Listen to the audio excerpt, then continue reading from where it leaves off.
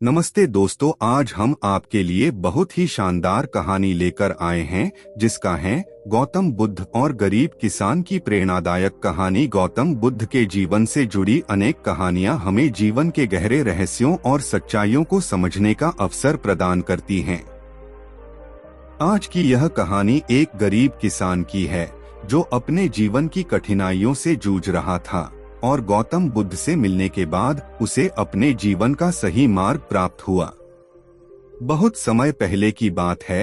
एक छोटे से गांव में एक गरीब किसान रहता था जिसका नाम महेश था। महेश का जीवन बहुत कठिनाई से गुजरता था। वह बहुत मेहनत करता, दिन रात अपने खेत में काम करता, लेकिन उसे उतनी फसल नहीं मिलती थी जिससे उसका गुजारा हो सके। हर साल उसे नए नए संघर्षों का सामना करना पड़ता था। एक दिन उसकी फसल पूरी तरह से बर्बाद हो गई और वह बिल्कुल निराश हो गया। महेश ने सोचा, मैं इतनी मेहनत करता हूँ, फिर भी मुझे सफलता क्यों नहीं मिलती? क्या मेरी मेहनत व्यर्थ है? उसके मन में कई सवाल उठने लगे। वह अपने जीवन की इन कठिनाइयों से थक गया था। उसी समय उसे पता चला कि गौतम बुद्ध पास के एक गांव में आए हुए हैं और वहां अपने शिष्यों को उपदेश दे रहे हैं। महेश ने सोचा कि शायद बुद्ध से मिलने पर उसे अपने सवालों के उत्तर मिल सकें। उसने निश्चय किया कि वह बुद्ध से मिलेगा और अपनी समस्याओं का समाधान ढूंढेगा। महेश गौतम बुद्ध के पास पहुंचा और उनके चरणों में गिर गया। उसने अपने जीवन की कठिनाइयों और संघर्षों के बारे में बताया। उसने कहा, भगवान, मैं जीवन में कितनी भी मेहनत करूं, लेकिन मुझे सफलता नहीं मिलती। मेरा भाग्य क्यों ऐसा है? क्या मेरे कर्म गलत हैं? बुद्ध ने महेश की बातों को ध्यान से सुना और फिर धीरे से बोले, महेश, जीवन में केवल कठिनाइयां ही नहीं होती, हर कठिनाई के पीछे एक सीख छिपी होती है। जब तक हम उस सीख को नहीं समझते, तब तक हम असफलता से घबराते रहते हैं। महेश ने कहा, लेकिन भगवान, मैं इतनी मेहनत करता हूँ, फिर भी मुझे क्यों निराशा हाथ लगती है? बुद्ध ने मुस्कुराते हुए कहा, महेश, मेहनत का फल हमेशा मिलता है, लेकिन हमें धैर्य रखना चाहिए। तुम्हारी मेहनत तभी रंग लाएगी जब तुम उसे सही दिशा में लगाओगे। यह मत सोचो कि कठिनाई तुम्हारे जीवन का अंत है। यह जीवन में आने वाले नए अवसरों का आरंभ भी हो सकता है। तुम्हें केवल अपने दृष्टिकोण को बदलने की आवश्यकता है। उन्होंने महेश को एक उदाहरण दिया, जैसे एक बीज को मिट्टी में बोने पर वह तुरंत वृक्ष नहीं बनता, उसे बढ़ने में समय लगता है। उसे पानी, धूप और देखभाल की जरूरत होती है। उसी प्रकार जीवन में भी हमें धैर्य और समझ की जरूरत होती है। मेहनत के साथ अगर सही दृष्टिकोण और धैर्य हो तो सफलता निश्चित होती है। महेश ने बुद्ध की बातों को ध्यान से सुना और उनके हर शब्द में उसे एक नई रोशनी दिखाई दी। उसने महसूस किया कि वह केवल मेहनत कर रहा था, लेकिन उसके पास धैर्य और सही दृष्टिकोण की कमी थी। उसने बुद्ध से कहा, भगवान, अब मैं समझ गया हूँ कि कठिनाई केवल एक परीक्षा है जो हमें बेहतर बनाती है। मैं अब अपने जीवन को नई दृष्टि से देखूंगा और धैर्य के साथ मेहनत करूंगा। बुद्ध ने मुस्कुराते हुए महेश को आशीर्वाद दिया और कहा, सफलता वही है जो हमें अनुभव और ज्ञान देती है। जीवन में धैर्य रखो और अपने प्रयासों को कभी मत छोड़ो। महेश बुद्ध की शिक्षाओं से बहुत प्रेरित हुआ। उसने अपने जीवन में धैर्य और समझ को अपनाया और अपनी मेहनत को सही दिशा में लगाने लगा।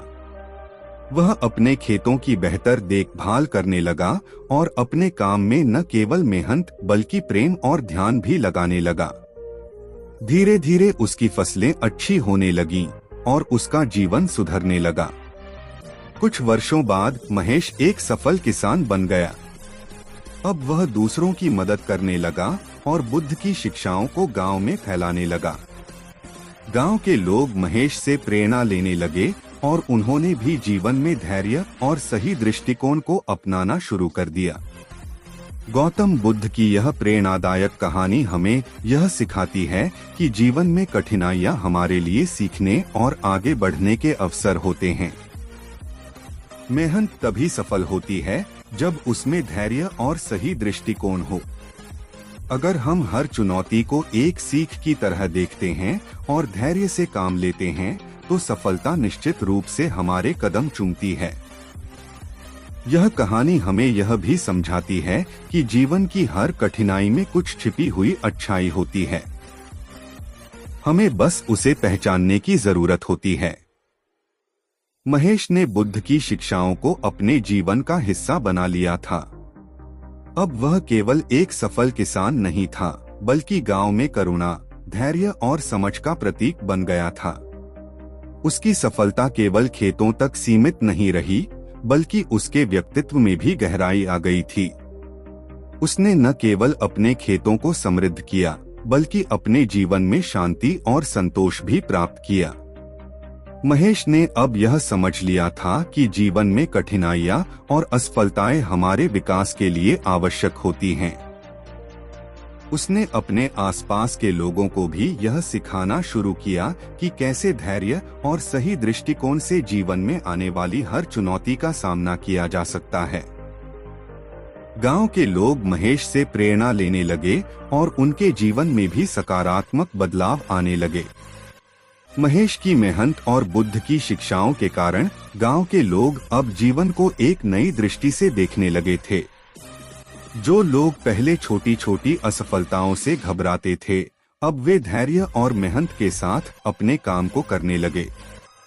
महेश ने गांव वालों को सिखाया कि कठिन समय में घबराने की बजाय हमें शांति और धैर्य के साथ सोचना चाहिए कि कौन सा रास्ता हमें आगे बढ़ा सकता है। गांव के लोग अब मिलकर खेती करते थे और एक दूसरे की मदद करने में खुशी महसूस करते थे। महेश ने उन्हें सिखाया था कि एकजुटता में शक्ति होती है और यदि हम मिलकर काम करते हैं तो कोई भी कठिनाई बड़ी नहीं लगती। धीरे धीरे गांव समृद्ध होने लगा और वहां के लोग खुशी और संतोष के साथ जीवन बिताने लगे। कुछ साल बाद महेश ने सोचा कि उसे एक बार फिर गौतम बुद्ध से मिलना चाहिए और उन्हें धन्यवाद कहना चाहिए। वह जानता था कि उसकी सफलता और जीवन में आए बदलाव का कारण बुद्ध की शिक्षाएं थीं। एक दिन वह अपने गांव के कुछ लोगों के साथ बुद्ध के पास गया और उनके चरणों में झुककर उनका धन्यवाद किया।